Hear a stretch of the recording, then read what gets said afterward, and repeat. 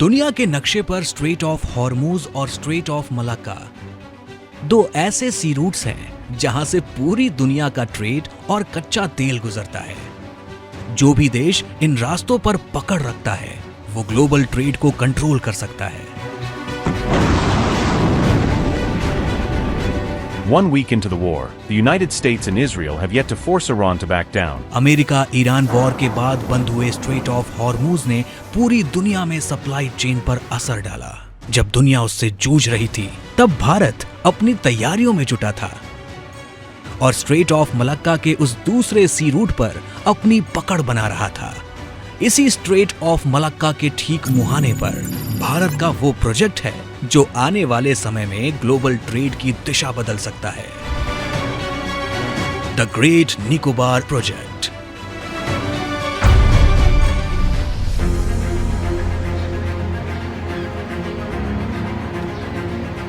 Great Nicobar project सिर्फ एक project नहीं बल्कि हिंद महासागर में भारत का सबसे बड़ा मास्टर स्ट्रोक है।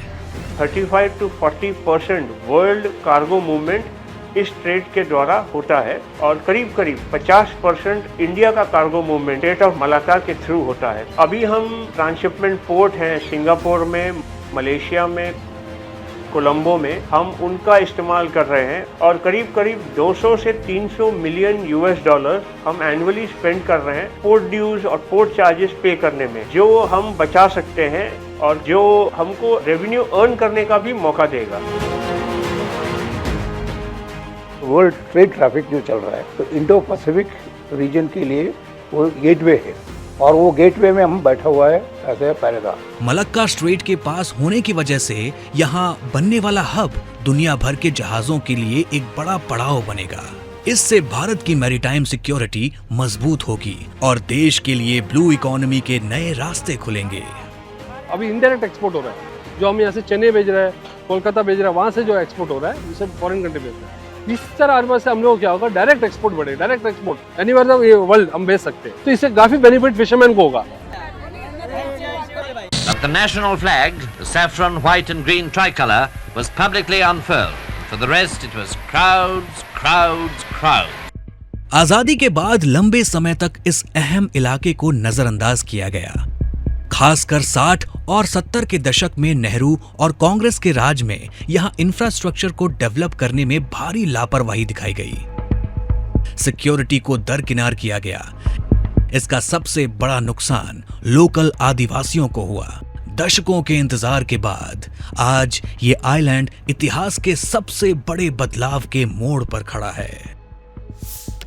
ये प्रोजेक्ट मेनली 4 पिलर्स पर टिका है। पहला, इंटरनेशनल कंटेनर ट्रांसशिपमेंट टर्मिनल, जो एक ऐसा मॉडर्न पोर्ट है जहां दुनिया के सबसे बड़े जहाज रुक सकेंगे। दूसरा, ग्रीनफील्ड इंटरनेशनल एयरपोर्ट, जहां सेना और आम नागरिकों दोनों के काम आने वाला मॉडर्न एयरपोर्ट बनेगा। तीसरा, गैस और सोलर पावर प्लांट, जहां पूरे हब को 24 घंटे बिजली देने के लिए एक सेल्फ रिलायंट पावर प्लांट बनेगा। चौथा है स्मार्ट टाउनशिप, जहां रहने और काम करने वालों के लिए एक मॉडर्न और एनवायरनमेंट फ्रेंडली नया शहर बनेगा।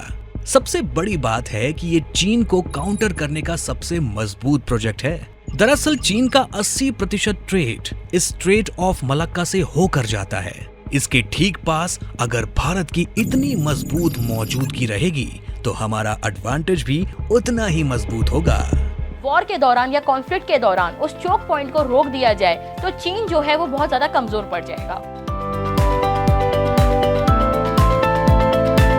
इंटरनेशनल फ्लाइट्स आएंगे और उससे tourism development Campbell Bay and rest of Andaman Nicobar में होगा। बाहर से भी फॉरेनर लोग बहुत आएंगे, जो टूरिस्ट भी और बहुत ज्यादा डेवलप होगा, तो कनेक्टिविटी अच्छी हो जाएगी मेनलैंड से। पहले अंडमान निकोबार में कुछ भी नेट वगैरह नहीं मिलता था, अभी OSC केबल आ गया जो बीजेपी गवर्नमेंट आने बाद लेके आया। मोदी जी काफी अच्छी इनिशिएटिव लिए हैं इसको, इस आइलैंड्स को डेवलप करने के लिए। We don't have so much jobs here. Opportunities are very less.